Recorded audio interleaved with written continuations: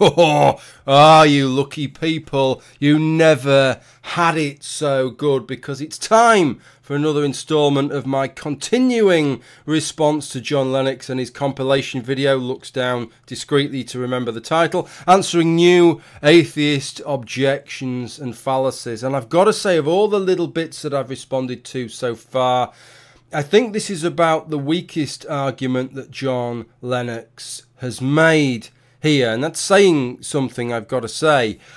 He's responding to the claim, the atheist claim, that the God that he believes in is a dictator. And I say that it's a particularly weak response from John Lennox because in many ways, although he claims, he scoffs at the notion that his God is a dictator, he seems to then spend most of his response effectively making some kind of apologia for dictatorships, and also introducing a number of analogies. And you know when something's a bad analogy when it's worse than not having made the analogy before. So without further ado, because I think there's been enough doing going on thus far in this video, let me play you a clip of John Lennox. One of the points that's constantly made these days by the new atheists is the idea that God is some kind of heavenly dictator, a big brother who's constantly spying on you and watching you and is out to spoil your enjoyment.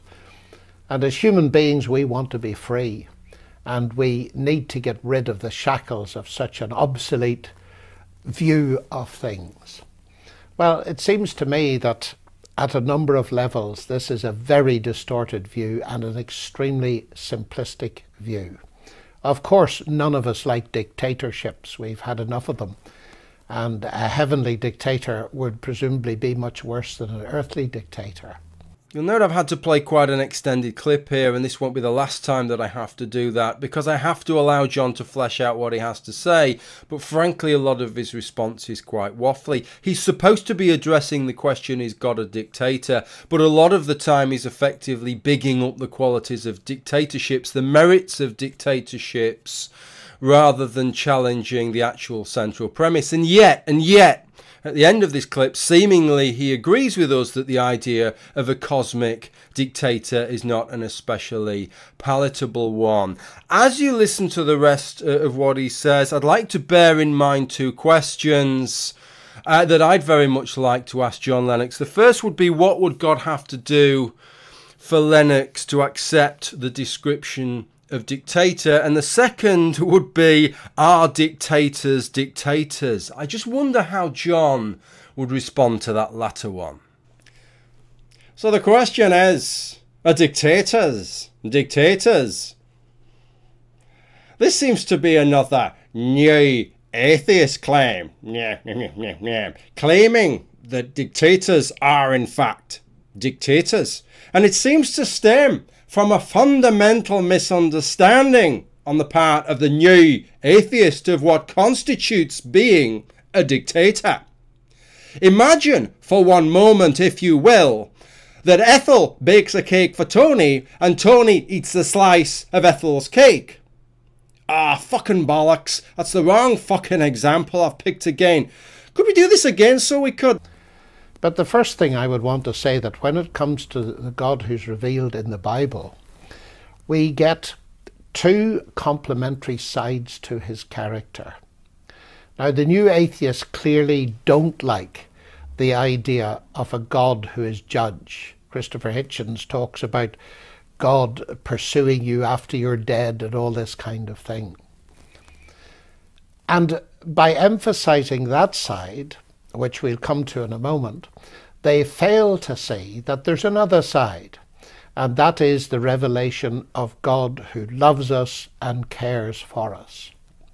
To take simpler things first, one could, I suppose, say that the institution of marriage is a terrible thing, because who would want to have a woman watching them all the time in the house, or a man, and so on.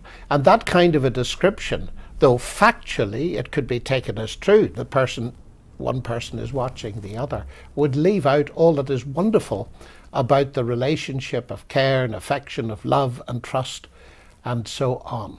So it is a distorted view. So this is the perfect example of what I mean, both in terms of John Lennox just resolutely, magnificently evading tackling the actual question of whether God's a dictator, but also in terms of making these absolute bollocks analogies. Quite frankly, he's trying to analogize the example of God as a cosmic dictator with the idea of a husband and wife, presumably a relationship of equals if it's a healthy marriage, on the grounds that a spouse would be observing what their partner did. Okay, I tell you what, John, if you think that's a reasonable analogy to make, let's run with that analogy, but let's make it a little bit more relevant, okay? So let's say that you're married to your wife, but she sets all the rules and she details what you can and cannot do in your life, whether you're with her or whether you're apart from her, in minute detail. And you have no input on that whatsoever. You're not allowed to challenge it. And one of the reasons you're not allowed to challenge it is that every single thing that she says will be regarded as objective fact and unchallengeable. And it's not just that she's going to observe you when you're with her, John, but in your marriage, John, she's going to set up a security camera in every single room. And when you leave the house, she's going to have a little drone hovering just above your head, observing every single thing that you do. So there will not be a single moment in a single day, in a single year of your life, when she's not watching what you're doing and checking that you're not disobeying any of the rules that she made out. Would you regard that as a healthy marriage, John? Because I wouldn't regard that as a healthy marriage. I wouldn't regard that as a fucking marriage, quite honestly. Look, if you want a better example of an analogy, I don't know why you didn't go to the one that Christians have traditionally gone to, the idea of the parent and the child, that we're the child, God is the parent. Okay, so he's observing us, he's setting rules for us because we're as dumb as fuck and he knows what is best for us. At least that makes a little bit more sense, John. The only problem that I have with that is that if God was a parent in the United Kingdom, social services would have got involved and taken his children away a long, long fucking time ago. Because as a parent, you're expected to have a basic duty of care. And when the standard of care that you are providing for your children is indistinguishable from you doing nothing at all, John, then that isn't being a good parent. But to take this a little bit further, it's the idea of judgment and accountability that lies behind this.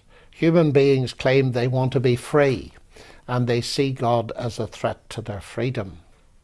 Well, the first thing to notice is this, that if there is no God, then this life is restricted to 70 years, more or less. And the blind forces that created us are going to get us in the end. They're going to crush the very life out of us. And we end up in a kind of silence of an eternal tomb. It's some freedom, that. So there you go. Is God a dictator? If there are any North Koreans, by the way, watching this video that maybe have some concerns that their glorious leader Kim Jong-un just might be some kind of a dictator, just let John Lennox fill you in on the facts that those of us that are living in Western democracies will drop dead when we are 70, 80 or 90 years old. So hopefully that's answered your question there. Shit a brick, that has to be about the best, worst argument I've ever heard in my entire life. Now let's look at the atheist position. It claims to be interested in justice. But the fact is that millions, if not billions of people will never get justice. If people don't get justice in this life, and very few do, there is no next life for them to get justice in. So in the end, they get no justice whatsoever. Okay, so there's a lot to explore here. What John Lennox is trying to sell us is this idea that without God, for a lot of people who were wronged, there will be no justice. And that's true. That's absolutely true. I won't deny that. You can't infer anything from that because there's nothing to suggest that if something is a harsh fact of the universe that makes it wrong. There's nothing to suggest that the universe owes us fairness in any shape or form. But in what way does this suggest then that God isn't a dictator? I mean, one of the characteristics we most readily associate with dictators is just how willing they are to dispense their own personal idea of justice on everybody else, and their idea of justice always seems to fit in what is best with them. And isn't that what God's justice is? Because God apparently can't abide sin, he can't bear to be around sin, and the reason that he dispenses his justice is not because justice is what is required, it's because he can't bear to be around sin. So if you've done anything that constitutes a sin, he has to deal with it in some way. So it's very much about God, isn't it? It's very much about what's best for the dictator rather than anything else. But a question, regardless of whether or not God's a dictator then, that John Lennox brings up here, is, are we better off with this cosmic justice that God brings rather than no justice whatsoever? And I'm not really convinced. At least I'm not convinced in the way that Christianity sells it. Let me try and explain why. Let's imagine that a person, a man in cold blood, I don't know if John Lennox has a wife and children, but let's imagine he breaks into John Lennox's house when John Lennox and one of his sons is out and murders John Lennox's wife and all his other children, and the authorities never managed to find out who did it. And so he goes off scot-free up until the moment that he dies. Under a sort of atheistic worldview, that's the end of it. He has very much gotten away with it. And I understand how John Lennox would feel about that. He wants some punishment for this person. He wants some retribution for the things that's happened. That's why he wants this justice. And I can understand that feeling. But this is the problem that we have here. There's two problems here. The first is that God judges people on grace, not works. Grace in God. Salvation comes through accepting your sinful nature and asking God for forgiveness. So if this guy on his deathbed turns to God and says, God, I realise I've done some terrible things such as killing John Lennox's family, and I'm genuinely remorseful for that. Please forgive me. If he's genuine in that, then God will forgive him and he will get away with it. Is that the justice that you're talking about, John? But it gets worse than that. The rabbit hole gets worse, because remember I told you that John Lennox has that one surviving son. Well, it turns out that a month after this massacre had taken place, that one surviving son is sat in his bedroom and he masturbates himself until he ejaculates into a little tissue there. And all the way up until his deathbed, he never asks God for forgiveness. Now, for a lot of Christians, admittedly not John Lennox, because John Lennox is a Catholic, and so as far as John Lennox is concerned, if he says a few Hail Marys and pays some money to the church as a bit of a fucking bribe, he can get away with doing that. But for a lot of Christians, God just can't abide sin. And so that act of masturbation is as impossible for God to live alongside as the mass murderer or the Adolf Hitler.